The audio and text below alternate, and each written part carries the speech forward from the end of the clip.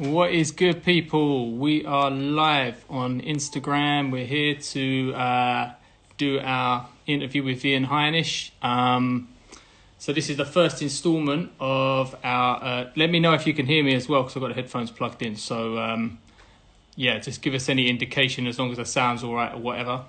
So, yeah, man, this is the first installment of our Fit for a King live interviews. We've been doing this feature for a while now on the website. You've probably seen a campaign that we've been running. And Ian Heinisch is going to be joining us in the chat any minute now. I'm just going to wait for him to request to join the chat, and then we'll be doing that. So yeah, this feature in Fit for a King, this is all to do with featuring those people and affiliates that are associated with the brand that have risen from pretty much zero to become kings of their field. And Ian's story is mad. And once we get into that, he's going to give us a full lowdown and whatnot of that. Should be joining us any second now. Yes, Ian. What's good, man? What's up, brother? How you doing, bro? I'm good. How you doing? You looking hench, man. Ready for the forthcoming fight? Yes, sir. Been training and doing what I can, staying fit in this this quarantine lifestyle. You know. Yeah, hear that. Just to introduce anyone who's joining us now who might not know Ian. Ian is a middleweight fighter in the UFC. He's currently ranked in the top 10. He's got a 13-3 record and 4 straight knockouts. So don't mess with him if you see him down a dark alley, because he'll probably give you an ass kicking. Right. So, so how you been, man? What with this whole lockdown situation and quarantine? How are you kind of coping with all that, with your training regime and preparation for your fights and whatnot? Yeah, I mean, you know, it was hard, man. Whenever something like this happens and your life drastically changes, for me, it was prison. But when something like this happens, like a quarantine, something that changes your whole routine, you got to find a new routine. Because if you don't, you're just going to be scattered all over the place. You start to get weird in your headspace. And for me, I just had to kind of resort back to that prison mentality of, hey, I gotta train my mind, body, and spirit every single day. So that's what I do, man. Whether it's, you know, read a little bit of a book, read the Bible a little bit, or I'm training constantly. And I put a few quarantine workouts up there. And lately we found a small group of guys that we trust that are safe, and we're training with them. So that's how we've been coping with it out here in the States. How is it in England? Yeah, it's kind of similar situation, dude. Just audio there. Yeah, it's kind of like a similar situation. So, can you hear me all right? Yeah. Okay, cool. Yeah. So, yeah, we've been in lockdown now since I think like March 23rd. And we've had all the gyms closed, exercise restricted, etc. So what we've had to do is kind of like improvise. People working out home. I downloaded your prison workout as well. Yeah, that was harder. Did you get sore from it? Yeah. Okay, the dips, bro. The dips were hard. Oh yeah, I know, especially after the push-ups. Yep. Yeah, and but yeah, we've had a similar situation, but I can imagine for yourself, yeah, I can hear the audio is bouncing real bad at the moment. I don't have any headphones on, so. Yeah. Hold on. Maybe switch your phone this way. How's that? Yeah. That sounds a lot better. Yeah. Okay. Yeah. So so we've had a similar kind of situation, and especially in your situation where you've got fights coming up and preparation, that must be a lot harder for you to deal with, especially with nutrition and even having training partners, the equipment, all that kind of stuff. Yep. So is your training camps meant to be in Thailand? Is it not? Yeah. So I'm moving to Thailand, and I was actually out there training, but then they went and shut down the gym out there, and they shut down the beaches. Yeah. And basically President Trump said, hey, if you're overseas, you need to get home in the next 3 days. You have 72 hours. And Australia did that. There. What's that? Yeah, I was there. Yeah. So And you have to quickly get back. I was there probably about a month and a half ago. So kind of when everything started happening, people started shutting down, all the sports started getting pulled. And then Australia did the same thing a week before, and they shut down their borders for 6 months. So for me, I was like, I don't want to get locked in Thailand for 6 months. I knew I had a fight coming up in America. So I thought the best thing for me to do for me and my family was to come back to America. My wife was still over here, so she was kind of getting freaked out with the whole situation. And so I came back to America, and I've been lined up with the right people, and we're getting the right training that we need. And I'm ready to put a show on for June 6th. Yeah, so that's so. What UFC is that that's coming up? What one is it? That's the next pay-per-view. It's UFC 250. And it's kind of funny because the location is to be announced. So, isn't Dana putting it on a private island or something?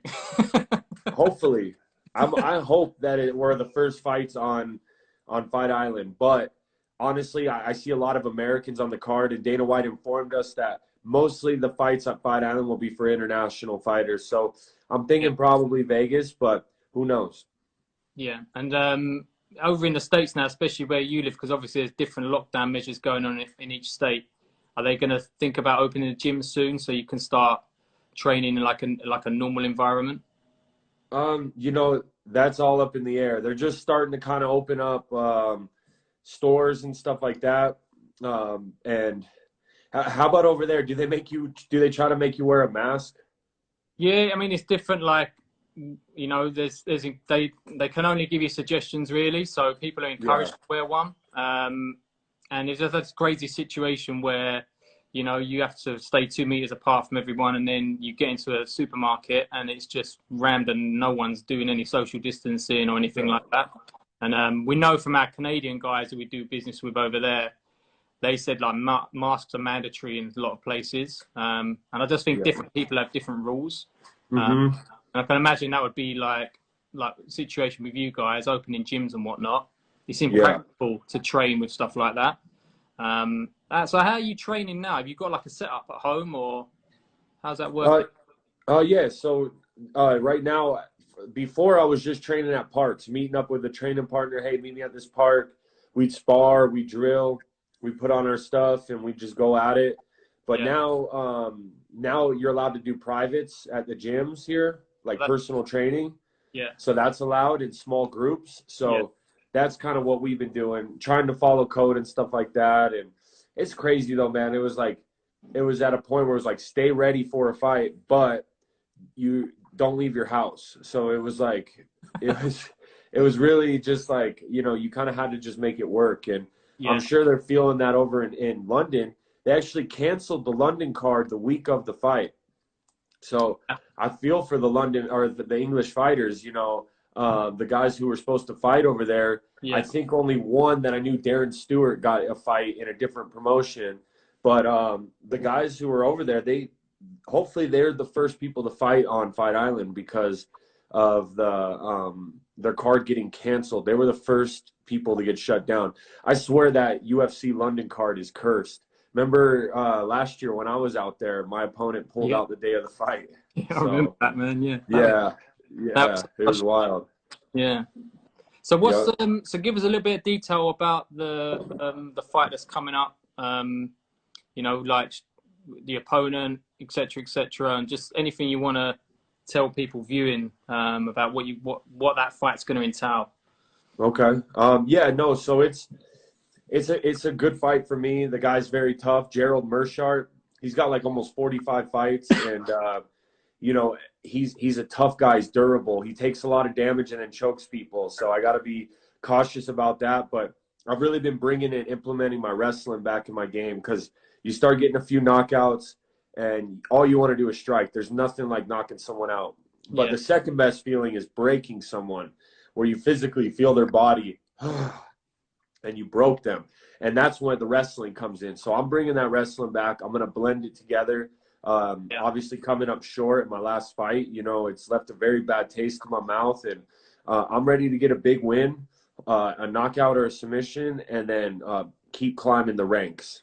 That's That's what we want to see. I think there's definitely like an open division, and there's an opportunity there, I think, for climbing into that sort Absolutely. of echelons of that top 10, man. Yeah. How have you guys been at King Apparel? How's everyone? How's the Yeah, morale? good. Yeah, it's good. It's good. Good.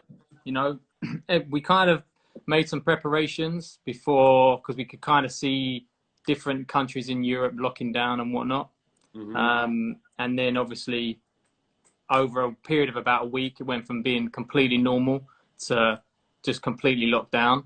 But we kind of worked everything out in terms of dealing with like our web situation, warehousing, being able to fulfill orders with social distancing and the right safety measures in place. And then and all of our stores are shut. All the stores that sell our stuff is shut. So the only place you can buy our product is online. Online. Yeah, so we've like massively ramped up what we're doing online, the campaigns, doing a lot more Instagram live stuff, you know, like pulling in these interviews with our Fit for a King campaign that we ran over like January and Feb. We've got a charity mix out at the moment, like a wave mix, which you can download on our website. There's a link there which you can download, and all that money to like frontline health workers. So lots of different content, lots of different stories that we're trying to tell, because, you know, it's the way we've always looked at the brand. It's like bigger than clothing. So it's a lifestyle, and it's something that represents, when you wear it, it represents what you're into. And we're just trying to pull that through all the time with all the different types of people that wear our stuff, whether it's someone like yourself, whether it's a music artist, an actor, YouTuber. You know, those specific people must have like a talent that's as synergizes with a brand. Skater like yourself. Yeah, skating, snowboarding, or like Matt, who works with us, who's had a few MMA fights himself. You know. Yeah. How's he doing? Is he good? He's well, man. He's well. Yeah, he's doing a lot of like photography stuff and that for us at the moment, which is really cool. So I just another thing I want to do is kind of give the guys who are watching like an insight into how you became connected with what we're doing.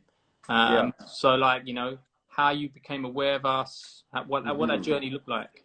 Yeah. So before I get into that journey, man, I just want to say you guys are definitely doing something right, because I mean, the new edition, the new hoodies, I mean, the new track suits, man, they are just fire, man. And when I'm wearing these track suits, I get noticed. Like, I get compliments. The gold one, the gold and blue, is just like one of my favorites, man. I got my gold chain, my gold watch on, and I just feel good, man. That's why I said I want to get my whole crew wearing King Apparel track suits for my next fight, because the presence when you walk in with a nice track suit that matches, and you just feel good, man. And it just gives you that confidence. And so I'm excited to sport that my next fight. We'll link that up.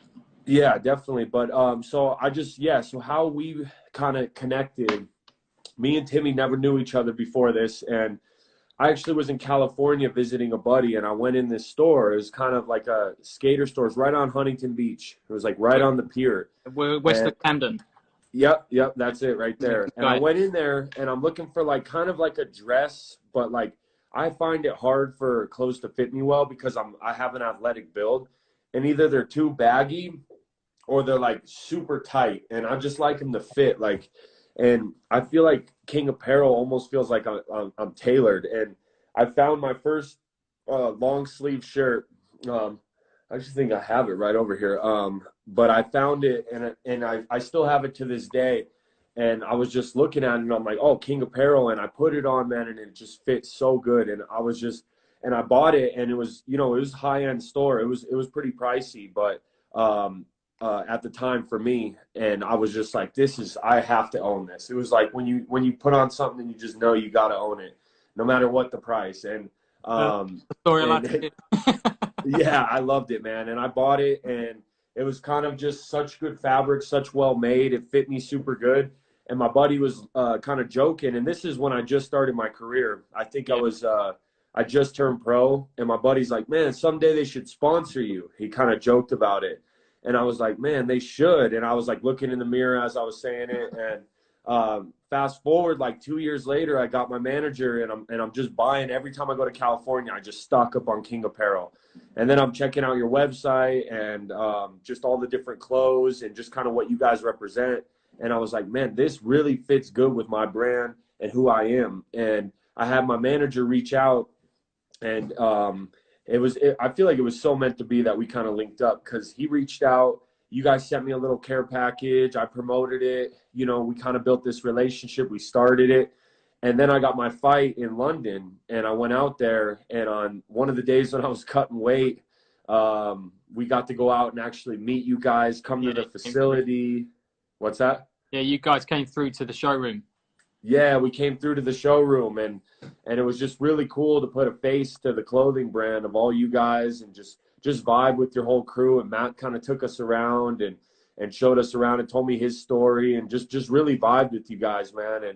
And we kind of just hit it off since then. And I've just been representing them, and I just feel it's such a good fit for my brand, because, you know, I feel like King is just overcoming, being a king of what you do. Whatever you do, go all in on it. Like, don't sacrifice, you know, only going 50% in. If it's worth doing, go all in. And that's what I feel like King kind of represents for me. And I've overcome a lot in my life. You know, I've been locked up 2.5 years in prison. I was rock bottom in a foreign prison cell for drug trafficking over in Spain. And I was kicked out of a country and a continent by the age of 26.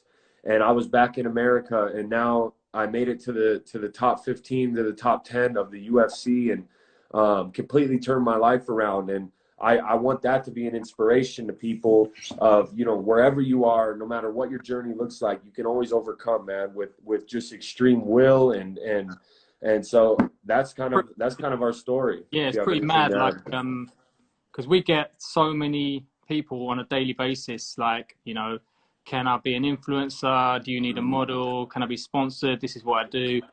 And, you know, there's certain people that stick out when we get those requests, and little things. There's just little details that we look for.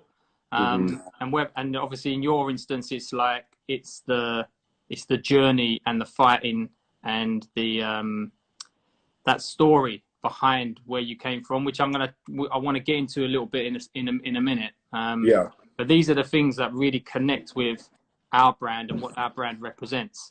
What we wanted to do with the Fit for a King series, which you're part of, is to pick those people who had nothing to do with the thing they're doing now. Like, they started from the very bottom, whether it's a YouTuber or a fighter like yourself, actors, rappers, etc. And they've come from somewhere where you'd think that guy's never going to make anything of himself. And they've moved and pushed and overcome the odds, really, to become a person that everyone looks up to. And that is really what fits into what we want our brand to represent. We don't want our brand to represent the guy on the reality show that sits on a beach and is famous for sitting on a beach on TV doing nothing. That's not inspiration. That's not something to aspire to. What you should be aspiring to, in our opinion, is someone who puts in the hard yards. When they've got to do their 5 and they come back, and they might be producing music or rapping or training or putting their own videos out and editing and doing all these creative pursuits to become a better person, and someone who's got something inside of them where they want to just make something of themselves. And that's where we want our brand to represent those kind of things, you know. So like, I mean, that's you guys, though. That's what you guys have done. That's exactly what we've done. I mean, we want to see that because the way we look at it, Ian, is like, we look at it as a culture. Yeah, this is the best way for me to describe it. And our contribution to the culture is making clothes. We design them, we sell them, we market them, we try to tell the story of other people. And our contribution is clothes.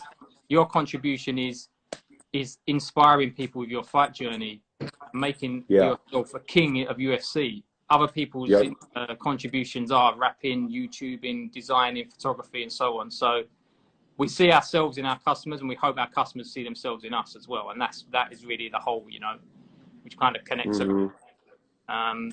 But yeah, man, like, I was just gonna say, like, your journey to the UFC has like been quite unorthodox, and that's the key reason why you kind of touched upon it a little bit earlier. Why we wanted you to be involved, not only with the brand, but especially with the Fit for a King campaign. That was like, you were the first person that came to our mind. And I obviously read about, like, an article that you had published. I think the link is in your Instagram header. Yep. So I would encourage anyone who watches this now, who's watching now, or is going to watch this at a later date, please go to Ian's Instagram and click that link at the top of that header, because this story is unreal. If you watched a movie at the cinema of this story, you would think it's too far-fetched and someone made this up. Trust me, when you read this story, it will blow your mind. And that's kind of what I want to do. Because it's so inspirational and represents what we do and your connection with us, it'd be cool to run through that story briefly, sort of starting from the start to how you got to where you are now, and just trying to touch upon that journey and how that might have made you feel and what inspired you to change from something which would have really finished a lot of people to becoming the person you are now. Yeah, well, definitely. Yeah, I'll give you the brief story. Kind of, it's a long story, but like you said, I have the link in it's the Players Tribune. It's called "Have You Ever Been to Rikers?" And for people in England who don't know, Rikers Island is kind of the worst of the worst out of prisons in America. And thankfully, I made it out of there alive. I was only there for 2 months, thank God. But it was the hardest 2 months I did out of my 2.5-year sentence. And I was actually locked up in a place called Tenerife, which is pretty close to home. I know almost every English person knows about it or has been there once. But I'll go back and, you know, and that's what I try to say too. Like, if you have an inspirational story, reach out to me, man. I'd love to collaborate with you. And we love to see people overcoming extreme odds. And it's kind of like, it's not where you go in your journey or what you get, it's who you become. And that's becoming a king, like the brand says, or a queen in your field. And, so I just started out as a young kid in Colorado with very good wrestling talent and just kind of an energized troublemaker, man. And my family was prone to addiction, and addiction was always running in my family. And by the age of 16, I was prescribed Adderall and Xanax because the doctor said I was too hyper. And then I was taking so much Adderall that I couldn't sleep at night, so they prescribed me Xanax. So this kind of fed into the whole addiction that I started out with, and I got sent to rehab. I crashed my car, got a DUI, fell asleep behind the wheel, got in trouble with school, went to rehab for about 6 months and came back, was a little bit better, but it put some perspective, but ended up getting expelled from high school. And then I went to college on a full-ride scholarship for wrestling, and basically that was one of the first of many opportunities I blew, just by drinking, doing drugs, spending all my scholarship money and not going to class. I came back home to America. This was about 2008. I came back home to Colorado in 2008. Things weren't working out. I was in and out of jail. I was kind of just running from the law, and a high school girlfriend said, "Hey, come out to Canada and come to prom with me." And so I flew out to Canada. I went out to Vancouver, and I ended up loving it out there. I got a job out there doing door-to-door sales. Ended up meeting a 37-year-old girl, moving in with her, beating up her ex-husband, all like basically in the same week, and moved in with her 10 days later after meeting this chick, and then about 6 months after that, bought a car, making good money, starting in this life. Heard a pound on her door, opened the door. It was immigration. The ex-husband found out I was working there illegally, got me detained there. And then eventually I got expelled from the country after about 4 or 5 months in jail. Landed back in Denver. We're in the middle of a recession. My family just split up. I came from a pretty good family where we did have resources. We did have some money. It wasn't like a super hard upbringing. I kind of was the one who made it hard on myself. But came back to Colorado, 19 years old, broke, no education to speak of, just a high school degree that I got online, and started getting ecstasy pills sent over by a Guatemalan connection that was linked to the Mexican cartel, and was just getting big shipments sent over, selling ecstasy, selling pills of ecstasy, going to raves in the time of raves and just crushing it out there, just making good money. And we were sending so much money back to Canada, we had to have someone come out. And eventually he was giving me 10,000 pills a week. And I got set up in a Walmart parking lot by a girl that was hanging out with one of my partners. And she drove her car. This guy got in, sketchy guy. We went to pull out. Car smashed. Boom, boom. Drug task force, pistol to my head. looking at the Walmart sign. I remember that description and just thinking, man, I'm going to go to jail for a long time. And I'm a young kid. And prison in America, and kind of like England, is basically crime school. There's no reform there.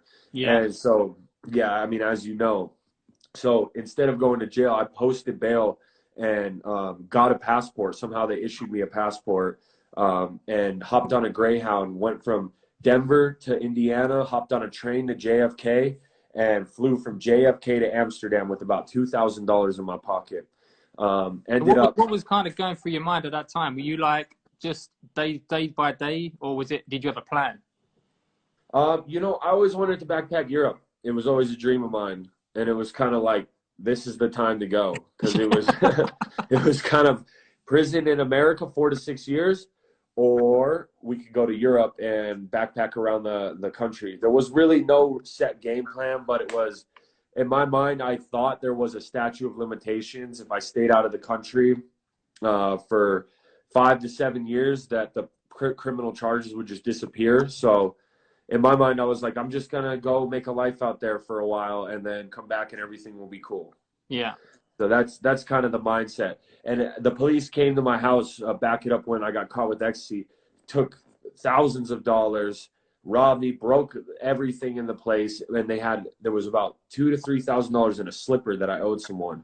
And that was my ticket to get out of there. That's what I used to buy my plane ticket. And that's the little bit of money that I had in my pocket. So about 2 to 3 months in Amsterdam, completely blew all my money. First night in Amsterdam, went to jail. So as you can see, I wasn't really learning from my mistakes. I showed up in Amsterdam thinking I'm on vacation, and I said, what's the first thing you can't do when you're in America? And that's buy some of the absinthe and go to coffee shops. And apparently I fell asleep on the road, or something happened. I woke up in jail. The police were actually really nice, and I was like, I'm so sorry, I'm a dumb American. Please don't convict me of anything. And they literally were like, all right, are you good? Are you sober? And I was like, yeah. And they're like, all right, well, where do you live? And all I can remember was the club that these guys told me they were going to, the address. And I told them the address, and the police drove me right up to the club about 3 or 4 in the morning and let me walk straight from the police car into the club. And I was like, I love Europe. I was sold. But so obviously I wasn't really learning my lesson by this time. I go to Belgium after this, Bruges, and I'm out of money, but my cousin had a friend who took me in Belgium, and let me get a job. So I got a job at an Irish pub, and I was working in the kitchen, and I was just kind of making decent money, but just wasn't really happy. And about 4 months in, met this crazy English guy who's actually on a bunch of reality television shows now. What was his name? Kyle Dixon. He was on Below Deck on Bravo, and then he's on some new reality show where you have to sneak in from the UK, or from the EU to the UK. So he actually smuggled himself back into the country, and it's a TV show. I don't know. Some people might be familiar. Comment if you know this show. So he what, like, just befriended you, or how did that work out? So he actually came into the bar, and he came from Tenerife. He met this Belgian girl, and he had this idea he was going to marry this girl. And so he came in, he was working at the bar. It worked out for a while, but one night as the bar was about to close, we shut down the bar. Basically, I shut down the kitchen. I came downstairs. We were about to close the whole bar, and the boss just left me and him in there for one night, and we were supposed to shut the whole place down. Well, right before we closed the door, about 25 girls came in on a hen party, and we ended up staying in the bar till like 4 in the morning, drinking bottles behind the thing. He hooked up with a girl on the pool table. And and the boss watched the camera the next day. We both got fired, and he threatened to not pay us, but we basically walked into the cash register and said, "Hey, you got to pay us, and we'll never be seen here again." And so he paid us, and he's like, "All right, mate, we'll get us a job in outside of Leeds." And so we hopped on a ferry and went to England, and that was my first time in England. And he took me to some little town. I wish I knew the name of it. I wish she would tune into this. And it was basically us living in an apartment with no electricity, no hot water, no furniture. We just camped there and we painted the walls in the day. And this was his idea of a job for us. And it was terrible. It was wintertime in England, and it was up north a little bit. As you know, it was rainy, it was cold. And we eventually made it to Sheffield. And that's where we got a job at a club right on the strip down there. We were PRing. They were like, no, we don't need a PR, but we were basically like, we'll work for free, and if you like us, then you can hire us. And we crushed it. We were just pulling girls in, and they loved us. They hired us. Well, a few months in, he got real crazy and tried to like rob the safe or something. And then the boss came at me, and I was like, I don't even know this guy. Like, this kid's wild. Like, and so it didn't work out there. So eventually I got a room at a student living place over in Sheffield and lived there, worked at the bar, and wasn't making enough money, man, to really survive good. So of course, let's get some ecstasy sent out and see if I can sell it out there. So you still have connections from the US and stuff like that? Canada, yeah. Right. So they mailed me out a few packages, and well, in England, the people out there like to do really dirty drugs, and they don't like to do good drugs that cost more because they think you're a liar. And I was just a dumb Yank who was trying to sell them fake pills, they said. But yet these guys would take them, and then they would be on the couch just, oh my gosh. And it was a rough time because it was just not working out there. Like, it was, as you know, I don't want to offend anyone, but there's a lot of chavs in Sheffield. and it got pretty wild. It was not a place you just want to pick up and start selling drugs. And it was not what I wanted. And so everyone kept telling me, hey, man, you like the beach, you like the sun, go down to Tenerife. And so I sold all the pills I had. I hopped on a plane. I flew down to Tenerife, went down to Las Americas. It was basically paradise for me. I really loved it. I walked down the beach with a 6-pack and just drank the whole 6-pack. And I'm like, this is amazing. It was like beautiful beaches. In the summer. What's that? That's a crazy town in the summer. Yes. Yeah. So I showed up to Las Veronicas, and I, showed up there, and I was like, hey, I'm looking for work. And they're like, you're hired. And the bar, basically, the clubs there, they gave me 4 drinks when I worked. Oh, no, 4 drinks when I worked, and about 6 drinks when I got off work. So they basically paid me in alcohol and €1 per person that I brought into the club. And about 3 months of this, I was basically homeless. I couldn't even afford my €30 a week rent. I was sleeping on people's couches. Some nights I'd just go to the beach and sleep on the beach, and sometimes I had to dig a hole. I mean, I was deep in my addiction, and some people can party and have a good time, man, but it's not in my blood. I can't stop. I can't stop, and I haven't drank in 7 years. So, and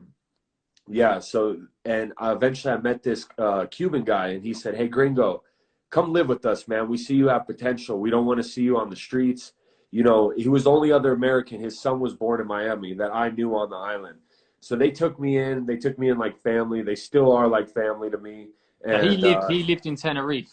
Yes, he lived in Tenerife, and I knew him just around from the clubs. But one day he's seen how I was living and seen that I was basically homeless, and he's like, he kind of had compassion for me, and he took me in like a brother, and his dad took me in like family. So and I actually, after I visited you, I went and visited them in Tenerife after that trip. So it was really cool to full circle everything. Yeah. But one day the dad took me out on the deck, and he said, hey, gringo, do you want to make some real money? And I was like, yeah. And he's like, do you like to travel? And I was like, well, yeah. And he's like, Colombia, gringo, Colombia. And that's when we started taking trips. We would go down to Colombia. We would party for about 2 weeks. And then the last week we'd get the merchandise. We would wrap it and swallow about 1 kilo of cocaine and bring it back to Spain. But when you met him, did you have any indication that this is what they did? Not really, but they seemed to have a lot of stuff and not work. So I didn't know at first, but eventually it kind of made sense. Yeah. Yeah. So, Was it when they suggested that to you? Did you feel pressured, or was it something you were like, yeah, I'm cool with that? Like, oh, I was like first in line. Like it's. I mean, when you're at a point in your life where you don't really care and you're at rock bottom, you're willing to do stuff like yeah, that. It's hard to think about that kind of logic right now, you know, when you have when you have a family and stuff like that. But I'm basically looking at prison or homelessness or go traffic cocaine and me growing up watching the movie Blow and you know, it was a dream of mine to go to Colombia, and you know, I was always kind of attracted to that, but you know, it was all meant to be. But yeah, I was definitely willing to go. yeah. He didn't have to ask twice. He could say that. So we started taking these trips, and about 5 trips into Colombia, all of a sudden I'm walking in the line, and just a black guy comes up to me with normal clothes on, and he says, "Señor, dame su pasaporte." And I'm like, "Oh, I don't understand. I don't no comprende." And he's like, "Give me your passport, sir." And I was like, "Who are you?" And he was like, "Boom, secret police." And I was like, "Oh." And he looks at my passport and he's like, "Oh, you like to come to Colombia, huh?" And I was like, "Yeah, I have a girlfriend here, and you know, I love the beach down here." And he's like, "Okay, sit down." And he sits me down next to like 3 sketchy looking characters and the most beautiful Colombian girl I've ever seen. And I'm like, "Hey, what are we doing?" And they're like, "We're going to the X-ray." And I was like, "Oh my gosh." I was like, I have a kilo in my stomach, and I'm looking at like 4 to 6 years in a Colombian prison, which I would way rather be in an American prison. And I would rather be in an English prison over American, I'm pretty sure. Yeah. And Spanish is even better, but it was terrifying. So we went into this big room, and it was like this big X-ray machine, and it had kind of like a treadmill looking thing. And I was the first person to go up, and I went up, and you put your hands up, and then and I walked through, and they look at it, and they were like, "Tiene buen día, Señor Heinisch." They have a good day, Mr. Heinisch. And I signed and I fingerprinted this paper. And man, that moment right there could compare to winning a big fight as far as adrenaline. Oh, they just didn't notice it. Well, the Colombians told me that they had a special paper that they would wrap around it on the last layer, and they said this will help you pass the X-ray. But I didn't know if they were just telling me this to make me not worried, you know. So they did. They had the right paper. Got bought out. They got bought off, basically. They told me they learned it from the Muslims, because they've been trafficking bomb stuff over there for a long time before.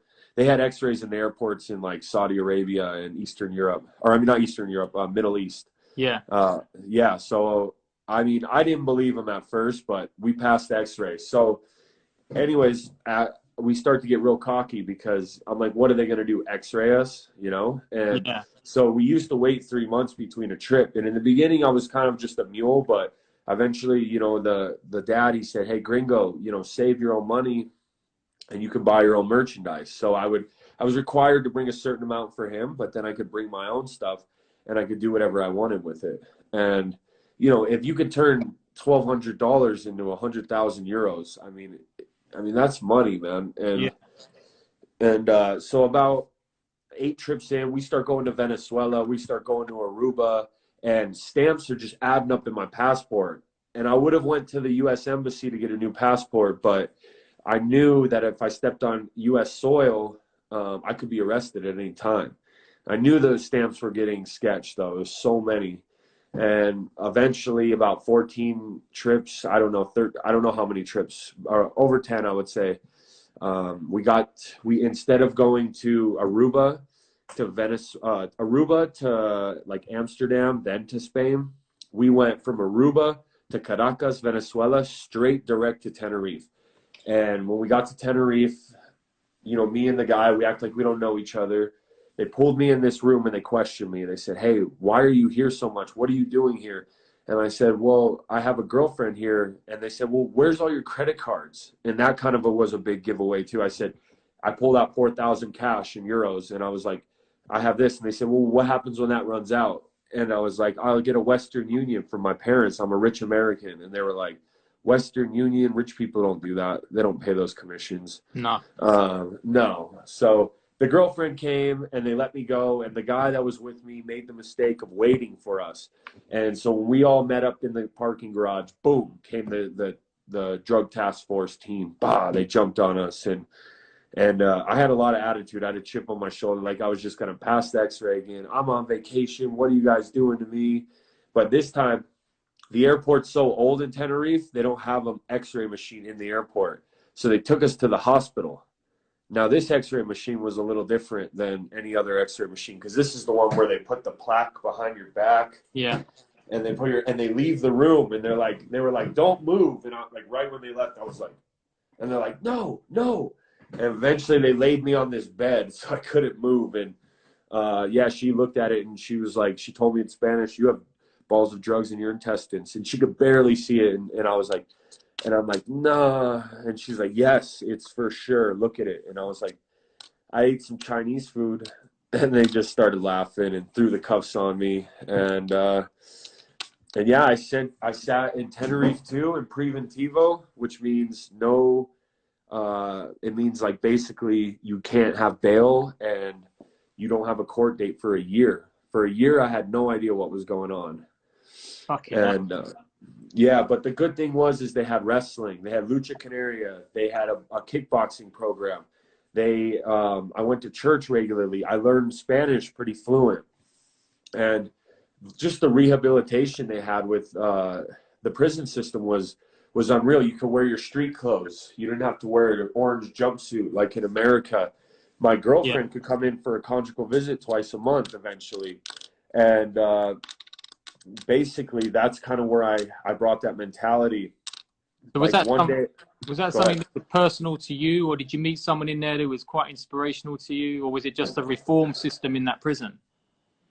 You know, I've woke up in the middle of the night a few times and I just looked at my situation, and it was just ants around the room, cockroaches. It was disgusting. And the people I was around, and I was like, man, I'm better than this. Like, I literally remember waking up, just looking in the mirror and just like screaming, just like, no, just like, I need to get out of here. I scared my cellmate to death a few times. And it's kind of like that epiphany when you're just like, there's two ways in the road. Yeah. Because in that prison system, you could get a bunch of medication. You could probably do methadone. You could do heroin in there.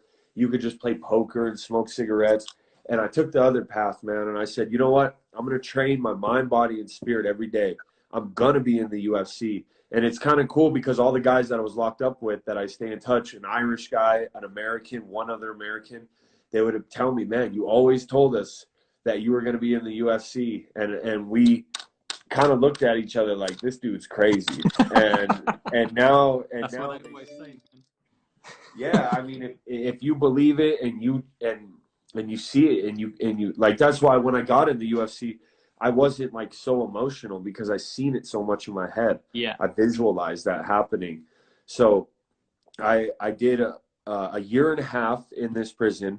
I excelled in the wrestling program. I beat the whole team, everyone. And I was actually locked up with the dad of one of the only Spanish UFC fighters, and the kid who's in the UFC is the best ever to do lucha canaria. So I had him coaching me, and a team came in from the streets, and we beat this whole team that makes money on the streets, me and this other American, because it's best out of 3 in a gladiator pit. And the guards would come put bets on it. I mean, it was cool. And I made the front page of the newspaper.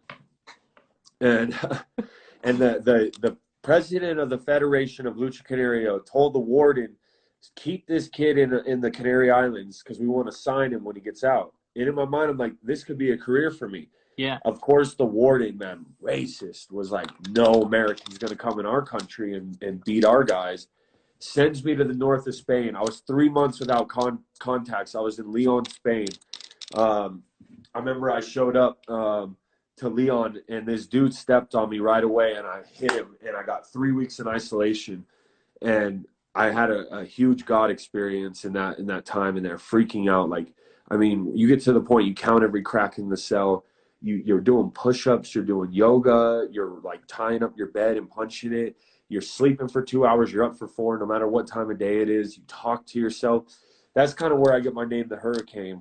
If the Brits aren't familiar, Reuben Carter was a boxer. Denzel Washington plays him in the movie The Hurricane. I definitely recommend you watch that movie. He did 2 years in prison, came out and was a world champ, and that's what I'm going to do. He had a lot more drama after that. That's not going to happen to me, but that's kind of where the basis of my nickname. Yeah. So I do 2.5 years. I got a 3.5-year sentence. I signed a paper. I won't come to Europe for 5 years, and they expelled me. They cut off a fourth of my sentence, and they sent me back to the States. And I'll never forget that plane ride. First time I was being free in 2.5 years. I was talking to the flight attendants, like hitting on girls all crazy. I was just like, people were probably like, what is wrong with this kid? But they had no idea. And I knew when I landed in the States, I had felony warrants. So I was going right back to jail. So you knew when you got through the passport control, they'd be like, you're not going anywhere. Yeah. Because I was a fugitive on the run with felony warrants, felony drug charges. So how long had you been away from the States at that stage? 5 years. Okay, so you'd been away a long time, and did you ever think, oh, they might have forgotten about it, I might get through? Yeah, that was always it was crazy because I would always read stuff like statute of limitations. After 5 years, it goes away. Yeah. And then it's one thing it said after 7 years, it goes away. And then another thing would say if it's a felony, it never goes away. So I was hoping, but I kind of knew. They scanned my passport and they said, sir, how long you been out the country? And I was like, a while. And they're like, what's a while? And I was like, 5 years. And they were like, come with us. And they put me in the Jamaica Queens jailhouse for a week. Wow. And I'm literally standing there. I'm the only white boy there. And they're just like bums and pimps and crackheads are just going in and out of this place. They're puking. They're having like their heroin come down. And it was terrible, man. I kept asking the guard, hey, what's up with me? You're a special case. Shut up, man. Like, that's what they tell me. And I was like, I had this Italian leathers jacket, and I just wrapped up in it and just like, I just lived in that thing. I still have it to this day. Pass it on to the kids, right? Yeah. Hey, this is what Daddy survived in. Yeah. But, and then the lawyer came to me and she goes, sir, you're going to Rikers Island without bail. You need to go to protective custody. And I was like, why? And they were like, you need to go to, I recommend you go to protective custody. And I was, in my mind, I was like, I've been in prison 2.5 years. Like, throw me with the wolves, I'll lead the pack. Like, I wasn't worried, but little did I know what I was getting myself into. If you don't know about Rikers Island, there's a documentary. Jay-Z did it it's called Khalif Broder. It's powerful, man. It's so corrupt in there. I mean, the guards come in and they're like, what up, blood? What up, blood? Because they're friends, they're homies with the inmates on the street, but they're also guards there because Obama made Section 8 living, which is like the dole people, be able to get government jobs. So if they had a clean record, they're working. All right. Sorry about that. Am I back? Yeah. Okay. So, yeah. So, I mean, people die in there. I watched someone die in there and people get stomped out. The guards just turn their head. I mean, it's dangerous, man. Eventually, I got into an altercation where I had a SOS on me. And the people who've been in prison know what that means. It means stab on sight. And I literally stayed up all night praying that night. I called the guard. I said, hey, guard, these guys want to kill me. You got to get me out of here.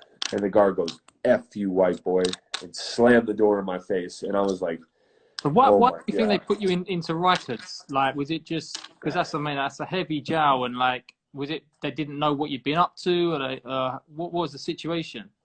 Well, so if you get in trouble around the Queens area, that's the jail you're going to go to, Rikers. It's kind of like it's not like a prison, but they hold you there up to 2 years. No, but it's just because you flew into JFK. Yeah, because I flew into JFK, and then because I was a fugitive on the run, I was sent to no bail, and I was sent to the maximum security. Right. Because I was high risk, and so.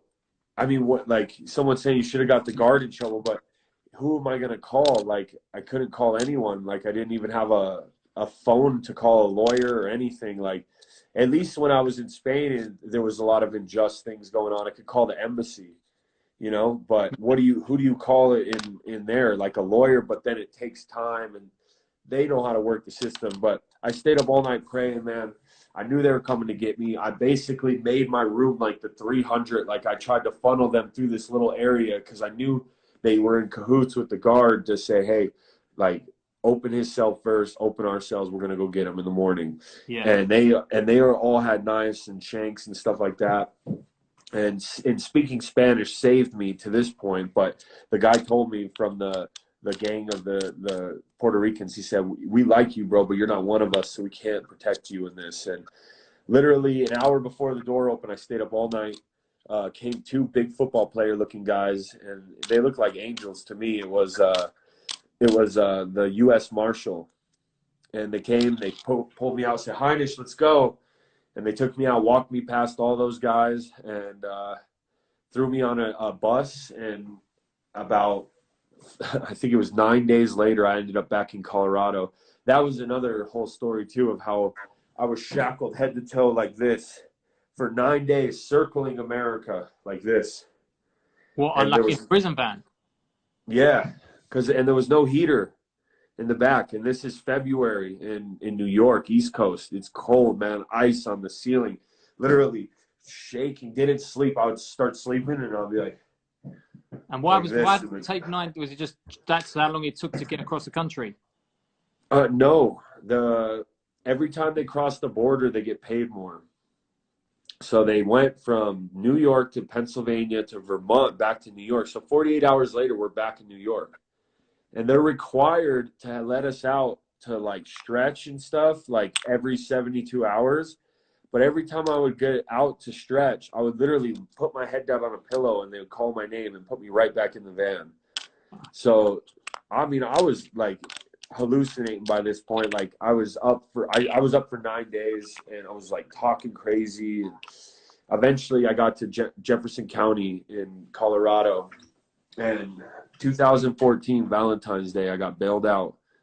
And, it was a blessing. I didn't have to go back to jail for that ecstasy charge. I got a character reference from my coach, from my old wrestling coach, from all the people that are around me. All my teammates filled the stands at Factory X, and my aunt had a speech, and somehow the judge had no idea that I was locked up in Spain. He said, "Sir, I've never seen someone stay out of trouble for 5 years after committing this crime. We're going to give you no extra jail, no extra probation," which I already owed like $20,000 to the court system. And they gave me 2 years of probation. And I found a gym. I started training. I went 4-0 as an amateur. I went 8-0 as a pro. Got to the fight where they said, you win this fight, you'll be in the UFC. If you lose, like obviously you got to start back over.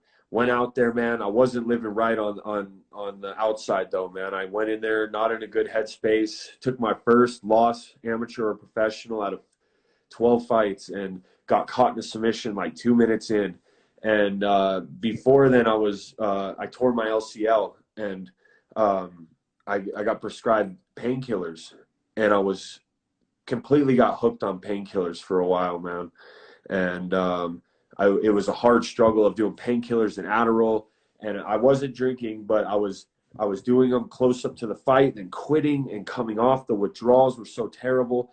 My mind wasn't right. After that fight I lost, I went to camp. I went camping, and just kind of like, and I went to church the following weekend, man, and got baptized and completely washed away the addiction of my life, man, and just gave my life to God. I was like, I can't do this anymore on my own, and Jesus, I'll live for you. And he's completely cured me of my addiction, and I've been drug free ever since. And since that time, I went on a 4 knockout win streak. I got signed by the UFC. I got to the top 10. I bought a house. I got married. So a lot of good things, man, have brought me to this point. And, you know, it's just that extreme will, that will to never give up, to give my life to a higher power of God who can, you know, so life's hard, man. And if you try to do it on your own, it's going to win. So, yeah. Do you think that you know, you referenced earlier about like there was a lot of addiction in your upbringing and stuff. Do you think that kind of translates to your training and your fighting as well, where you're kind of addicted to bettering yourself in a positive way? yeah, absolutely. I mean, and most athletes have an addictive personality because what do? We go do the same thing every day. Yeah, When you drill something like Bruce Lee would say, don't drill like one move 10,000 times, or don't drill 10,000 moves one time, drill one move 10,000 times. So yeah, repetition, you know, every day having that like addictive, like I'm addicted to working out. So now I'm addicted to good things, man. I'm addicted to exactly. helping people. I'm addicted to inspire people, and I'm addicted to training it and following my passion and my dreams. And you know, you never can really kill that addictive spirit, but you can actually funnel that addictiveness to positive things, you know. And Yeah, I still got to watch myself, man. I still have to work towards that every day, you know. And but yeah, most athletes I would say have a little bit of an addictive personality for sure. yeah. So with regards to like the bigger picture of your like fight career, you know, do you have like a goal or like a time frame that you've set for like getting where you want to go, or is it something that you're just tackling kind of like fight by fight?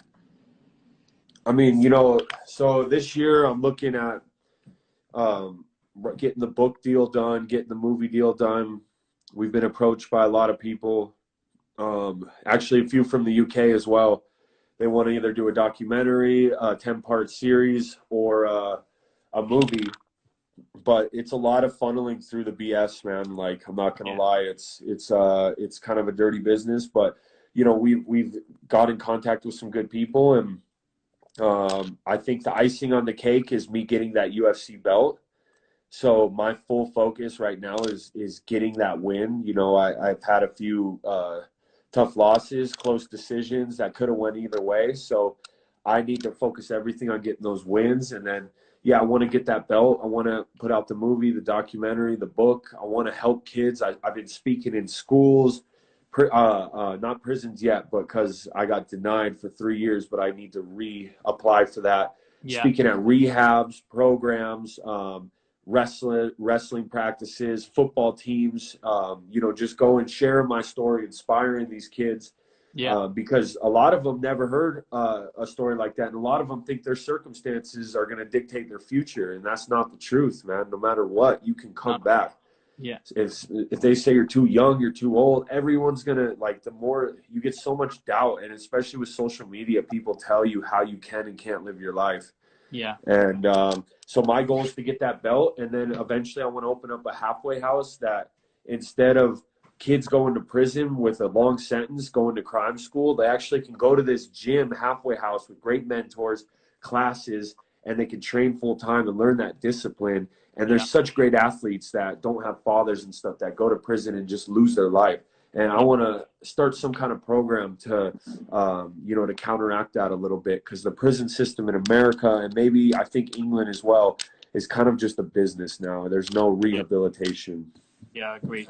So we've got about 1 minute 30 left. It's going to time us out of this Okay. live stream. But yeah, man, like to anyone watching and the people who are going to watch this later on the stories and Instagram TV, we encourage you to go and check out Ian's profile on Instagram. It's Ian Heinisch MMA. So it's at Ian Correct. Heinisch MMA. Yep. Any UFC guys who are watching this are Ian's fans, you can follow us at King Apparel. And we're just going to keep working together with Ian a lot. Like I said, we're going to be hooking up his team with some uniforms and stuff for his next fight. And Thank yeah, you, brother. definitely I appreciate it, man. read that story about Ian, and you know, take a lot of inspiration from that. That kind of fits in with our brand and what Ian has done personally. Because, like he said, don't be told what you can and can't do. Like you can come from nothing and become something. You know. 100%, man. Well, thank you so much, Timmy. I appreciate it, man. Keep doing what you guys are doing. Yeah, and we'll definitely link up again when we're over, or like if you're over here. And we'll get together. It'll be good to see you again, man. Yeah, and maybe we'll do another one after the fight, after the big KO. Yeah, that'd be sick. Yeah, that'd be good. We'll line that up. Yeah, tune in June 6th, everyone. June 6th, UFC 250, man. Yeah, good luck Check with out that. King Apparel. The champ's These coming. tracksuits are fresh, bro. You know what I'm saying? I'm feeling like a king. All right, let's go, man.